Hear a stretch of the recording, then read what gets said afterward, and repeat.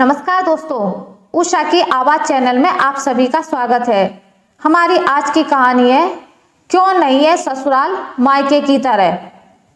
माँ, तुम तो कहती थी कि दूसरे घर जा रही हो, लेकिन चिंता मत करना, वो घर भी तुम्हारा अपना होगा। सिर्फ चेहरे बदल जाएंगे पर रिश्तों के मायने नहीं बदलेंगे।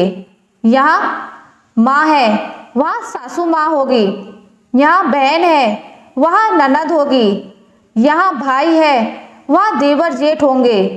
जैसे यहाँ रह रही हो वैसे ही वहाँ पर भी रहोगी।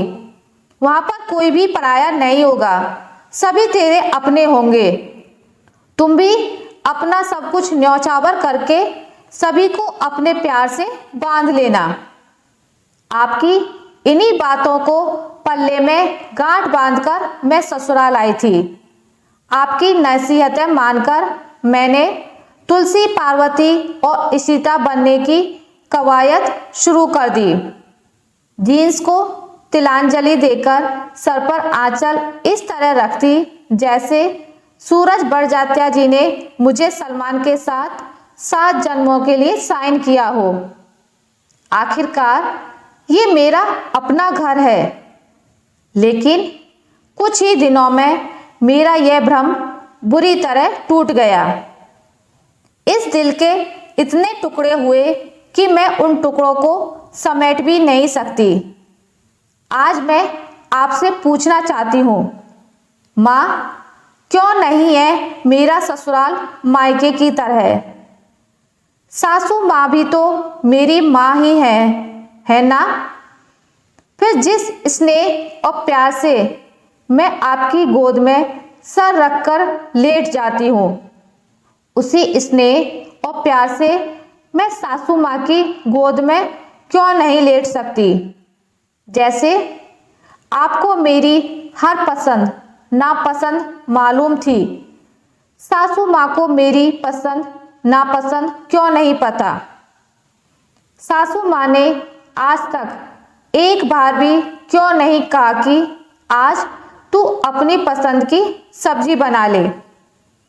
जिस अधिकार से मैं भाई को कोई भी काम निसंकोच बता देती थी, देवर जी को कोई काम बताते वक्त मुझे संकोच क्यों होता है? जैसे मायके में थोड़ा सा भी काम करने पर आप सभी को मेरी फिक्र होती थी।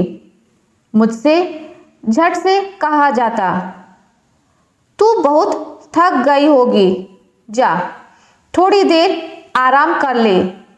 ससुराल में मेरे दिन भर बिना 1 मिनट का ब्रेक लिए काम करने पर भी कोई क्यों नहीं कहता, तू बहुत थक गई होगी, जा थोड़ी देर आराम कर ले।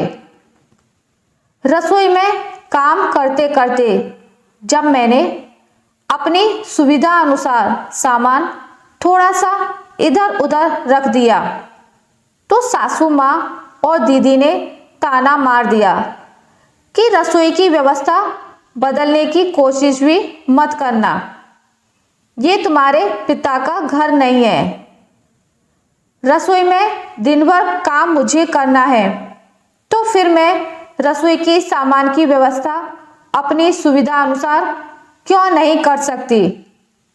मुझे बोतल के जिन्न के समान क्यों समझा जाता है, जिसे हर किसी के हुक्म का सर झुकाकर पालन करना है? मुझे 24 घंटे यही वाक्य क्यों दोहराना पड़ता है, जो हुक्म मेरे आका? नहीं तो हर कोई मुझे भला बुरा कहने को तैयार ही क्यों बैठा रहता है?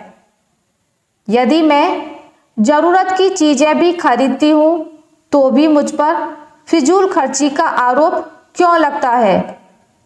मायके में मैं जब ऑफिस से घर आती थी तो आप मुझे चाय बनाकर देती थी। ससुराल में किसी ने भी आज तक 1 कप चाय बनाकर क्यों नहीं दी माँ? मायके में मुझे थोड़ा सा बुखार आने पर आप सब कैसे परेशान हो जाते थे। यहाँ पर यदि तेज बुखार में मैं एक वक्त का खाना ना बना पाऊं तो मुझ पर यह आरोप क्यों लगता है कि मैं बीमार होने का नाटक कर रही हूं। मेरी तकलीफ और मेरा दर्द यहाँ पर कोई क्यों नहीं समझता। जब मुझे देखने आए थे तब सासू माँ ने कहा था, यह हमारी बहू नहीं बेटी जैसी ही है, हम इसे हमारे बेटी जैसा ही प्यार देंगे। माँ, क्या बहू होना बहुत ज़्यादा बुरा होता है? यदि नहीं तो ससुराल वाले ऐसा क्यों कहते हैं कि बेटी जैसा प्यार देंगे? प्यार कभी भी बहू जैसा क्यों नहीं होता? यदि बहू जैसा प्यार होता है तो वो देने लायक क्यों नहीं होता? जब 7 फेरे लेते ही मैं बहू शब्द की जिम्मेदारियों से बंध गई तो मैं बेटी समान कैसे हुई? मैं हर तरह का समझौता सिर्फ इसलिए क्यों करूं कि मैं एक बहू हूं? समझौते के नाम पर हर बार मुझे अपनी इच्छाओं का गला क्यों घोटना पड़ता है? हमारे रीति रिवाज और परंपराएं बहुत अच्छे हैं, लेकिन एक बेटी द्वारा पूछे गए इन सवालों के आगे अभी बहुत कच्चे हैं। आशा करती हूँ आपको मेरी आज की कहानी अच्छी लगी होगी। अगर आपको मेरी ये कहानी अच्छी लगी है तो इसे लाइक करें, ज़्यादा से ज़्यादा शेयर करें और अगर आप मेरे चैनल पर नए हैं तो इसे सब्सक्राइब करना ना भूलें।